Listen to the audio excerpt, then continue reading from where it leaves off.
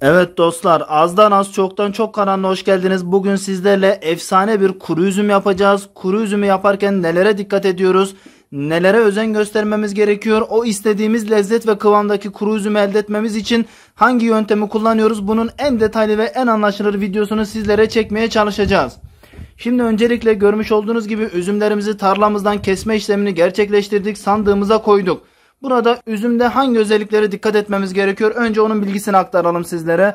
İlk olarak kesmiş olduğumuz üzümün tam olarak yetişmiş olması gerekiyor. Bu birinci kuralımız. Görmüş olduğunuz gibi üzümlerimiz simsiyah olmuş, güzelce yetişmiş. Hatta arada birazcık böyle çürüyenleri de var. Onlar gayet normal. Onları ayrı olarak ayıklayacağız.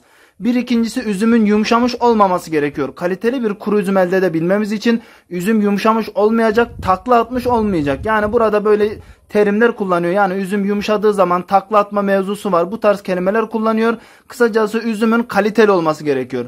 Kaliteli bir kuru üzüm elde edebilmemiz için kaliteli bir yaş üzüm kesmemiz gerekiyor. Şimdi biz bu şekilde saymış olduğumuz özelliklere uyan, yetişmiş, takla atmayan üzümlerimizi güzelce kesme işlemini gerçekleştirdik. Bu şekilde kesme işlemini gerçekleştirdikten sonra üzümlerimizi ayıklama işlemine, sapından ayırma işlemine başlıyoruz. Görmüş olduğunuz gibi şu şekilde bir salkım kuru üzüm var. Bu salkımdan tek tek üzümlerimizi ayıklayacağız. Üzümlerimizi güzelce ayıklıyoruz. Burada neye dikkat etmemiz gerekiyor? Bir önemli nokta, üzümlerimizin içini çıkartmadan güzel güzel ayıklamamız gerekiyor. Eğer ki üzümlerin içerisine ayıklarken çıkartırsak bu sefer yine kuru üzüm istediğimiz gibi olmaz. İstediğimiz kaliteyi elde edemeyiz. Şimdi burada bu ayıklama işlemini yaparken burada çürümüş olanlar var, içi geçmiş olanlar, onları ayırıyoruz. Onları sirkelik yapacağız. Bu şekilde güzel olan, kaliteli olan, istediğimiz özelliklere sahip olan üzümlerin ise güzelce ayıklamasını yaparak bunları kuru üzüm olarak yapacağız inşallah. Görmüş olduğunuz gibi salkımlarımızı güzel güzel tek tek üzümlerini ayıklıyoruz. Burada böyle üzümleri üçer beşer tutarak ayıklamıyoruz. Üçer beşer çekerek ayıklar isek bu sefer yine içi dışına çıkabilir, kabuğu soyulabilir. Bu da bizim istediğimiz sonuç olmaz. O yüzden tek tek ve hızlı hızlı olarak ayıklamamız gerekiyor. Evet, bakın size söylediğim şekilde ayıklama işlemini gerçekleştirmezseniz üzümün kabuğu, görmüş olduğunuz gibi telefonun kamerasını yakınlaştırıyorum. Üzümün kabuğu bu şekilde soyuluyor. Buna dikkat etmeniz gerekiyor. Eğer ki üzümün kabuğu bu şekilde soyulur ise istediğimiz kalitedeki kuru üzümü elde edemeyiz. Buna özen göstermemiz gerekiyor. Ayıklama işlemine şimdi devam ediyoruz. Evet, güzelce üzümlerimizi saplarından ayırma işlemini gerçekleştirdik. Şöyle görmüş olduğunuz gibi 2 adet kabımızın içerisine aldık. Bu şekilde 2 adet kabımızın içerisine bölme işlemini gerçekleştirdik. Şimdi güzelce üzerine hakiki sızma zeytinyağı ile yağlama işlemini gerçekleştireceğiz. Burada dikkat etmemiz gereken nokta, kesinlikle çok az miktarda yağ kullanacağız. Eğer ki yağ miktarını fazla kullanır isek kurumada olsun, lezzette olsun, aromasında olsun ciddi sıkıntılar meydana gelir. Çok az bir yağ kullanacağız. Ardından karbonatla güzelce karbonatlayıp serme işlemini gerçekleştireceğiz. Şimdi sizlere şöyle göz kararı olarak nasıl bir yağ kullandığımı göstereyim. Bakın şu bizim yağ şişemiz. Şundan çok az dökeceğim. Bakın şöyle göstereyim size. Bu kadar yeterli. Fazlasına gerek yok. Bu şekilde yağımızı döktükten sonra güzelce kabımızın içerisindeki üzümlerimizi tüm yağın birbirine temas etmesi, tüm yağın üzümlere değmesi için karıştırma işlemine başlıyoruz.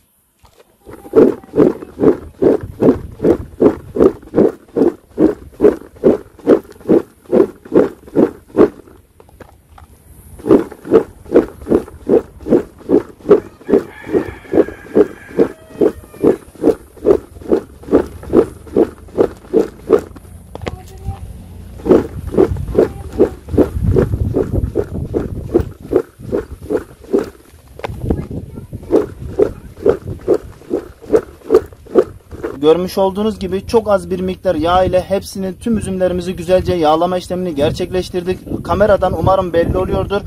Üzümlerimizin üzerinde parlak bir renk geldi. Şu anda çok az bir yağ ile yapmış olduğumuz yağlama işlemini bitirdikten sonra sıra karbonat eklemeye geldi. Yine karbonatı da çok fazla aşırı eklemeden göz kararı olarak güzelce ekliyoruz. Şu da bizim görmüş olduğunuz gibi karbonatımız. Şu şekilde üstüne güzelce çiliyoruz. Göz kararı yine karbonatımızı ekleyeceğiz. Şöyle üzümlerimizin üzerini kapatıncaya kadar karbonatımızı ekledik. Ardından tekrardan tüm karbonatlarımızın tüm üzümlere temas etmesi için sallama işlemine başlıyoruz.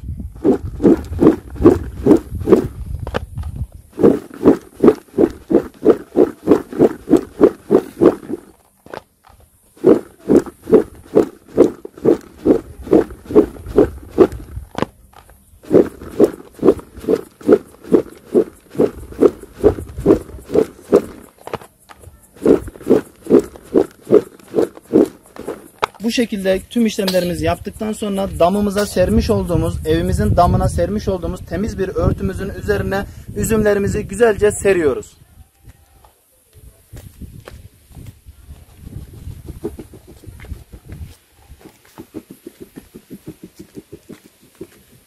İkinci kabımızda da yine birinci kabımızda anlatmış olduğumuz yöntemin aynısını uyguladık. Çok az bir yağ eklemesi yaptık. Yine güzelce karıştırıyoruz.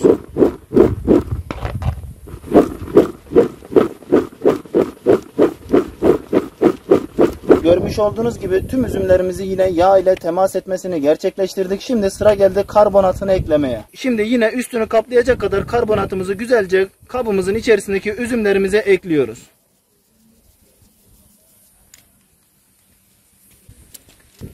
Karbonatımızı ekledikten sonra yine güzelce tüm üzümlerimize karbonatlar temas edinceye kadar karıştırıyoruz.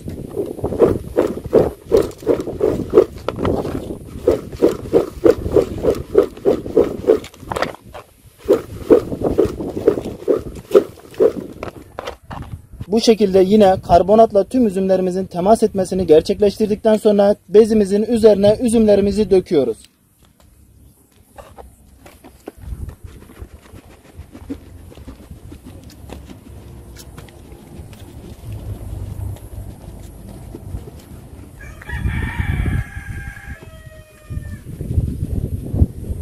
Görmüş olduğunuz gibi yapmış olduğumuz üzümlerimizi üst üste gelmeyecek şekilde hepsini güzelce üst üste gelmeyecek şekilde ayarlamasını gerçekleştirdik. Birbirine temas edebilir, ona yapacak bir şey yok ama kesinlikle üst üste olmayacak şekilde bu şekilde sermeniz gerekiyor. Şöyle de sizlere gösterelim nasıl serdiğimizi, nasıl yaptığımızı şöyle geniş açıdan sizlere göstermek istiyorum. Bu şekilde üzümlerimizin serme işlemini gerçekleştirmiş olduk. Şimdi sizlere daha öncesinden serip kurutmuş olduğumuz üzümleri de gösterip videoyu tamamlamak istiyorum. Evimizin damında bulunan diğer bir bölgede ise beyaz üzümlerden yapmış olduğumuz kuru üzümlerimiz var. Onları da sizlere göstermiş olalım. Bakın şöyle güzelce kuru üzümler elde etmiş bulunmaktayız. Bunlar beyaz üzümden yapmış olduğumuz kuru üzümler. Bu beyaz üzümden yapmış olduğumuz kuru üzümleri de yine sizlere anlatmış olduğum bu yöntem ile aynı şekilde uygulamasını yaptık. Bu şekilde kurutma işlemini gerçekleştirdik. Burada iki önemli faktörden bahsetmek istiyorum. Kuru üzüm kuruduğu zaman içinde birazcık böyle bir yaşlık olması gerekiyor. Kupkuru olmaması gerekiyor ki içinin eti tamamen boşalmamış olsun. İşte bu içinin etinin boşalmamasını elde edebilmemiz için bu saymış olduğumuz yöntemlere, bu saymış olduğumuz aşamalara riayet edilmesi gerekiyor. Bunlara özen gösterilmezse içi tamamen boşalıyor. Kupkuru bir üzüm haline geliyor. Bu da tüketilmesi zor oluyor. Kişiler bunu tüketmek istemiyor. Ama bu şekilde içi biraz daha böyle yaş kalırsa, içi biraz daha dolgun kalırsa daha güzel tüketimi yemesi bulunuyor yapmış olduğumuz kuru üzümün. Sizlere kuru üzümü nasıl yapmamız gerektiğini, nasıl yaptığımızı en detaylı ve en anlaşılır şekilde gösterdik ve videomuzu burada kapatmadık. Şimdi ne göstereceğim sizlere? Daha öncesinden yapmış olduğumuz siyah üzüm ve beyaz üzümden elde etmiş olduğumuz kuru üzümün sizlere videoda anlattığımız şekilde, yani içi tamamen boşalmadan içindeki güzel şerbetin, o içindeki kıvamın, aromanın içerisinde kalıp kuruduğunu göstermeye çalışacağım. Anlattıklarımızın boş beleş olmadığını sizlere kanıtlamaya çalışacağım burada. Şimdi şurada şu sandıkta görmüş olduğunuz gibi bizim kurutmuş olduğumuz siyah üzümlerimiz mevcut. Diğer bir sandıkta ise kurutmuş olduğumuz beyaz üzümlerimiz mevcut. Şimdi şurada bir tane üzümümüzün içini sizlere göstermek istiyorum. Bakın yumuşaklığını göstermek için şu şekilde birincisi şöyle güzelce sıkıyorum. Üzümümüz tamamen kurumamış, kıtır kıtır olmamış. Üzüm tamamen kuruduğu zaman, şimdi bu kuru üzüm çok defa yapılıyor ama genelde nasıl olur? Sizler de çok defa denk gelmişsinizdir büyük ihtimalle. Üzümün içi tamamen boşalır, sadece çekirdeği kalır. Yediğiniz zaman katır kutur eder. İçerisinde hiçbir şekilde üzümden emare kalmamıştır. Herhangi bir üzümün içeriği kalmamıştır. İşte bu olduğu zaman sizler de bu kuru üzümü tüketmek istemezsiniz. Hoşunuza gitmez. Ama ben şimdi sizlere burada yapmış olduğumuz bir tane kuru üzümün içerisini hem açıp hem de göstermek istiyorum. Bir tane kuru üzümün içerisini açtığım zaman bakın şu üzümün içerisinde yer alan, normalde kurumadan önceki haliyle içerisinde yer alan o sıvı madde, o içerisindeki o yaşlık gayet güzel şekilde siyah üzümün içerisinde yer alıyor. Biz Mersin'deyiz, Tarsus bölgesindeyiz. Bizim burada çekirdekli üzüm daha çok yaygın olduğu için biz bu şekilde çekirdekli üzümün kurutma işlemini gerçekleştirdik. Bu üzümün içerisindeki yer alan çekirdeğin de gerçekten değişik faydalarının olduğu bilinmekte. Bunlar internet ortamında yer almakta. Buradaki üzümümüz bu şekilde. Şurada yine bir tane daha üzümün içerisini sizlere göstermek istiyorum. Bakın üzümün içerisindeki o sıvı madde, o sıvı kurutmadan önceki halindeki içerisindeki o sıvılık içerisinde yer alıyor. Yani üzümümüz gayet yumuşak. Şöyle sizlere tekrardan göstermek adına elimle güzelce sıkıyorum. Bakın üzümümüz gayet yumuşak. Zaten şu şekilde görsele baktığınız zaman bu yumuşaklığı sizler de görebiliyorsunuz, hissedebiliyorsunuz. Şimdi yan tarafta yer alan beyaz üzümden yapmış olduğumuz üzümün de içerisini açıp sizlere göstermek istiyorum. Bakın bu beyaz üzümde daha da belirgin, içerisindeki sıvının tamamen tükenmediği, içerisinde yer aldığı daha da belli oluyor. İnşallah kameradan sizler de görebiliyorsunuzdur. Bu kurutmasını yapmış olduğumuz beyaz üzümün ismi burada yalova incisi olarak geçer. Biz burada beyaz üzümde kuru üzüm olarak yalova incisinden kurutmayı tercih ettik. Bu şekilde gayet güzel ve kaliteli üzümler elde ettik. Şu şekilde yine elimle şöyle kuvvet uygulayıp sizlere göstermek istiyorum yumuşaklığının nasıl olduğunu. Hem lezzeti, hem yumuşaklığı, hem kıvamı bizlerin istediği gibi olmuş. Sizler de sizlere göstermiş olduğumuz videoda anlatmış olduğumuz üzere bu tarifi uygulayarak evlerinizde istediğiniz efsane lezzetteki kuru üzümleri elde edebilirsiniz. Burada kuru üzümün yapılışından bahsettik. Aşamalarını sizlere güzelce anlattık. Son olarak da birazcık faydalarından bahsetmek istiyorum. Kuru üzüm bu önceki zamanlarda yaklaşık bundan 30-40 yıl öncelerinde tuzsuz sarı leblebiyle beraber evlerde çocuklara çerez olarak yedirilen, bunun dışında herhangi bir marketten çerez alma olsun, herhangi bir şeyin olmadığı zamanlarda birinci temel tüketim gıdası olarak yer almaktaydı. Ancak günümüzde değişik çerezlerin çıkması, daha işlerin kolaylaşması, tüketiciliğin daha da yaygınlaşmasıyla beraber çocuklarımız bu kuru üzümlerden uzaklaştı. Bunların yerine cipslere yöneldi. Cipslerle asitli gıdalara yönelmiş durumda. Burada kuru üzümün birazcık faydalarından bahsedelim. Bunlar neler? Bağışıklık sistemini ciddi manada güçlendirdiği bilinmekte. Sindirim sistemini çalıştırmaya yardımcı oluyor. Kolesterol seviyesini düzenliyor. Romatizmal hastalıkları engellediği söylenmekte.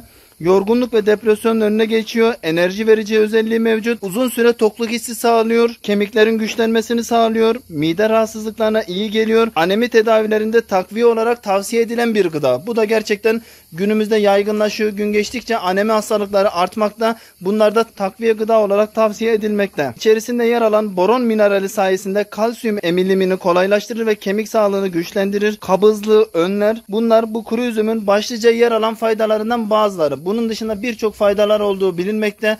Daha fazla söyleyerek videoyu uzatmak istemiyorum. Sizler de bu faydalı olan kuru üzümü vermiş olduğumuz tarif ile kurutabilirsiniz ve istediğiniz o güzel kuru üzümleri elde edebilirsiniz. Sizlere dediğim gibi çocuklar artık kuru üzümün ne olduğunu, nasıl yapıldığını dahi bilmiyorlar. Bırakın bilmeyi, yemiyorlar, tüketmiyorlar. Tabi bunun bir diğer sebebi de organik dediğimiz, yani nerede nasıl yapıldığını bildiğimiz kuru üzüm bulamadığınız için sizler de almaktan çekiniyorsunuz. İşte bunun çözümü burada. Gideceksiniz pazardan bir kasa beyaz üzüm olur, kara üzüm olur, nasıl isterseniz, nasıl bir üzüm istiyorsanız o üzümü alıp bir kasa bu şekilde kurutma işlemini gerçekleştireceksiniz. Burada son olarak şu bilgiyi de sizlere aktarmak istiyorum.